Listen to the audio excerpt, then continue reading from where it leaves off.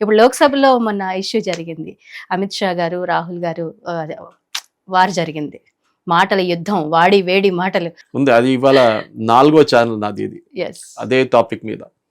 So ఏం చెప్పారు, for example SIR గురించి మాట్లాడినప్పుడు అసలు ఎందుకంటే అమిత్ షా గారు అంత కోపపడ్డారు? ఇప్పుడు ఎస్ఐఆర్ గురించి వాడి వేడి చర్చకి మేము రెడీ, మీరు రెడీయా అని అడిగారు రాహుల్ గారు.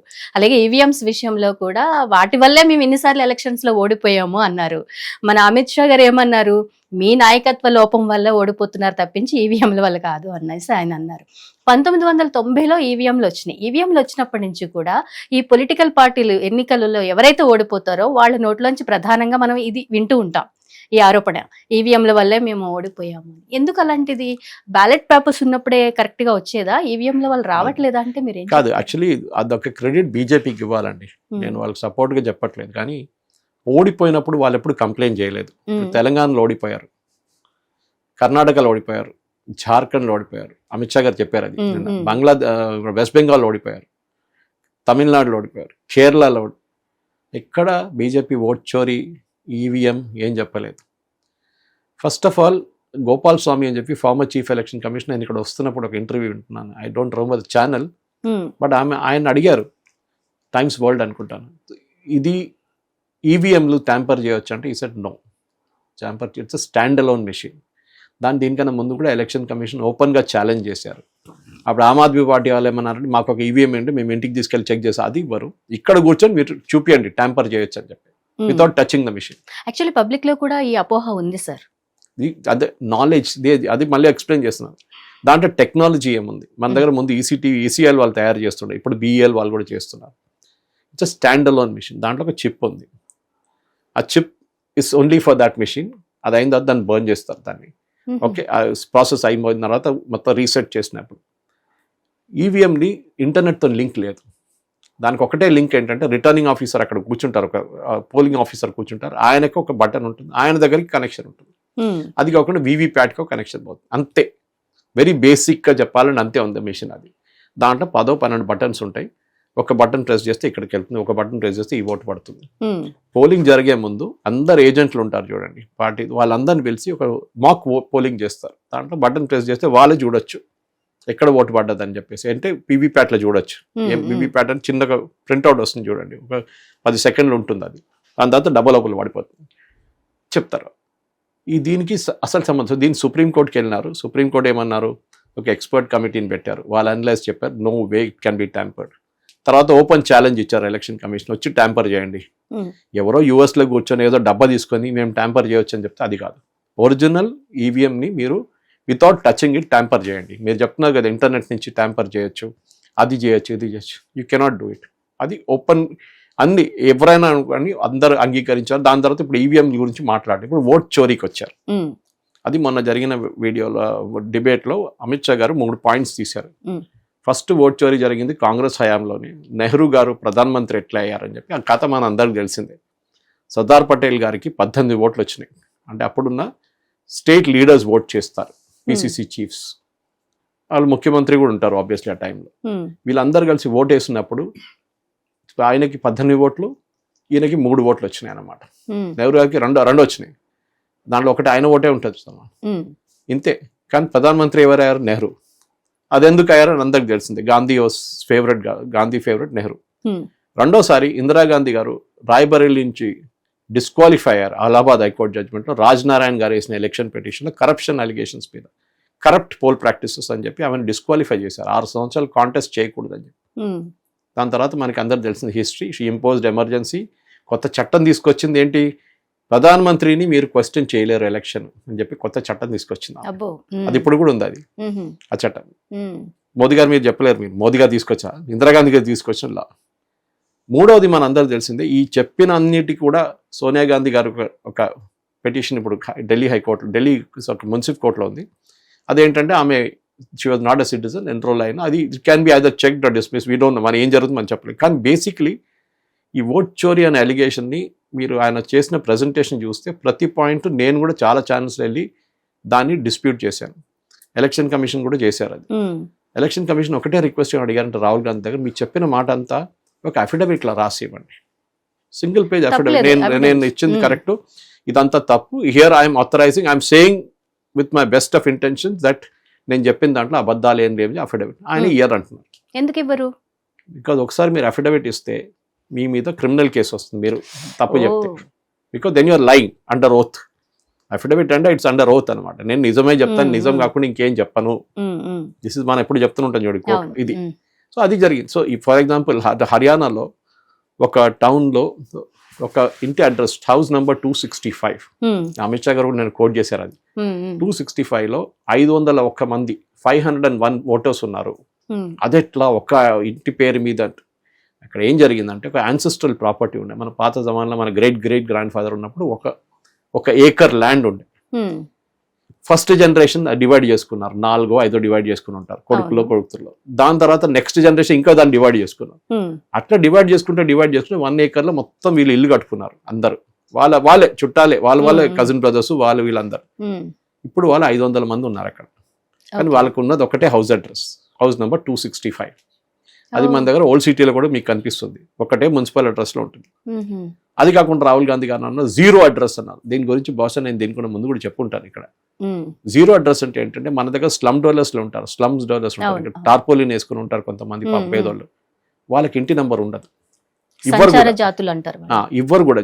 జిహెచ్ఎంసీ వాళ్ళు ఇవ్వరు, ఎందుకంటే ఒకసారి మీరు ఇస్తే వాళ్ళది రైట్ అనుకుంటారు, వాళ్ళది క్లెయిమ్ చేస్తారు. దానికి ఏం చేస్తారంటే కంప్యూటర్లో ఎంటర్ చేస్తున్నప్పుడు సిస్టంలో ఎలక్షన్ కమిషన్లో నంబర్ లేకుంటే వాళ్ళు యాక్సెప్ట్ చేయదు. అది ఏదైనా ఒక నంబర్ ఉండాలి, 0, 1, 2, 3 ఏదో ఒకటి. 265 మన దగ్గర 18 బార్ 10 బార్ మున్సిపల్ నెంబర్ అట్లా ఉంటుంది మన హైదరాబాద్. సో దానికోసం ఏం చేస్తారంటే ఎలక్షన్ కమిషన్ రూల్ ప్రకారం ఒక నంబర్ ఎంటర్ చేయాలంటే 0 ఎంటర్ చేస్తారు. ఇప్పుడు కాదు, సంవత్సరాల నుంచి ఇట్లానే ఉంది.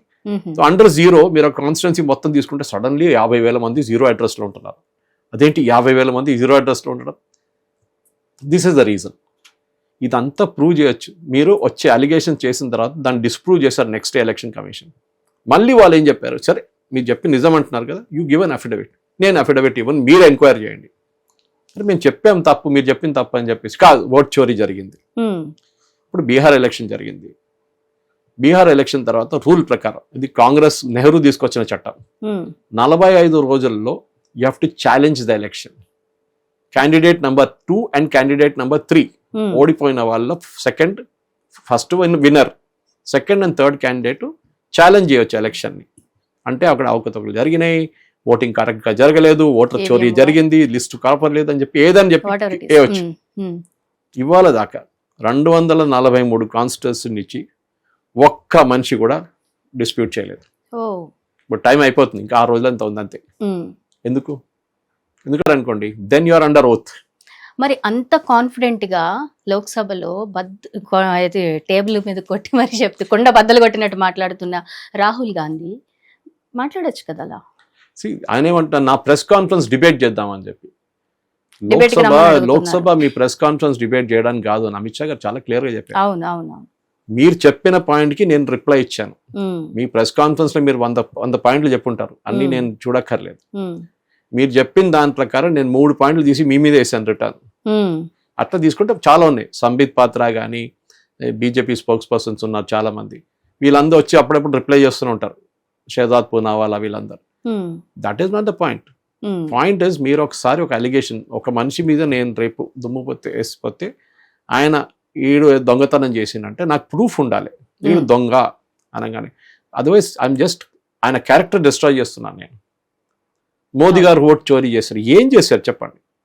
64 లక్షల మందిని బీహార్లో తీసేశారు అన్నారు. సుప్రీంకోర్టు ఏంటో అన్నారు మొన్న కూడా, 64 లక్షల మందిని తీసేసిన వాళ్ళని రిటర్న్ లిస్ట్లో రావాలని చెప్పి మేము పారాలీగల్స్ని పెట్టాం ప్రతి జిల్లాల్లో. సుప్రీంకోర్టు అక్కడ ఉన్న డిస్ట్రిక్ట్ జడ్జ్ కింద పారాలీగల్స్ని పెట్టాం, అక్కడ డెస్క్ పెట్టాం.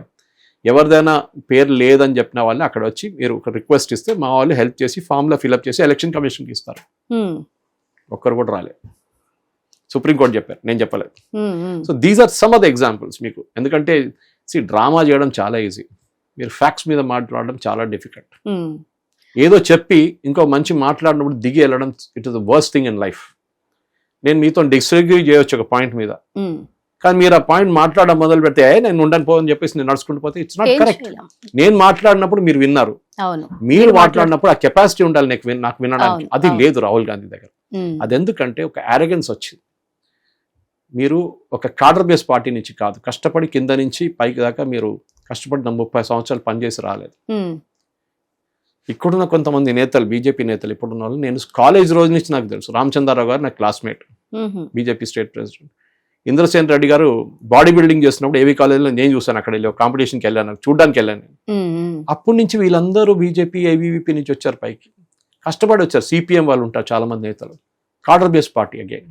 అక్కడ ఎవరు గాడ్ ఫాదర్ గాడ్ మదర్ లేరు వాళ్ళకి. ఇక్కడ ఏమైపోయిందంటే ఒక డైనాసిటీ వచ్చి కూర్చొని మేమే పార్టీ ఇది ఖార్గే గారిని ఎందుకు చేశారో బొమ్మలాగా చేసి పక్కన పెట్టారు. ఆయన పాప ఒక బీఫామ్ కూడా ఇష్యూ చేయలేరు ఆయన పరిస్థితి అది.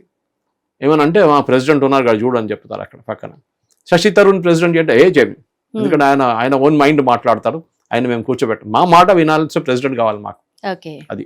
So this is what it is. So debate నిన్న జరిగిన దాంట్లో నేను కూడా చాలా మటు ఛానల్స్ వెళ్ళి వాళ్ళ పొద్దు నుంచి మాట్లాడుతూ వస్తున్న పాయింట్ ఇది, దట్ మీరు ఒక కెపాసిటీ ఉండాలి, మీద ఒక మెచ్యూరిటీ ఉండాలి. ఒక మనిషి మీరు ఒక అలిగేషన్ చేసిన తర్వాత దాని రిప్లై వస్తున్నాడు, మీరు అక్కడ కూర్చొని వినండి, then you can counter that point. నిన్న లోక్సభ స్పీకర్ ఓం బిర్లా గారు అదే చెప్పారు, మీకు టైం ఇస్తాను, మీరు ముందు ఆయన మాట్లాడుతూ వినండి. మోదీ గారు మాట్లాడుతూ లోక్సభలో ఇదే జరుగుతుంది. మోదీ గారు లాస్ట్లో మాట్లాడతారు, క్లోజింగ్ ద డిబేట్, అందరూ లొల్లి పెడతారు ఆ టైంలో ఆపోజిషన్ వాళ్ళు. ఆయన మాట అసలు వినలేకపోతాం మనం. అది ఎందుకండి? Because you asked him to speak and he speaking. ఆ టైంలో మీకు వినడానికి మీకు కెపాసిటీ లేదు. ఆయన అబద్ధం చెప్తున్నాడో, ఆయన ఏది చెప్తున్నాడో, allegation, that is a different thing. ఆయన మాట్లాడుతూ ప్రధానమంత్రిగా మాట్లాడుతూ మీరు వినండి, దాని తర్వాత మీరు కౌంటర్ చేయండి. That is the etiquette of parliament. అది లేదు వీళ్ళ దగ్గర.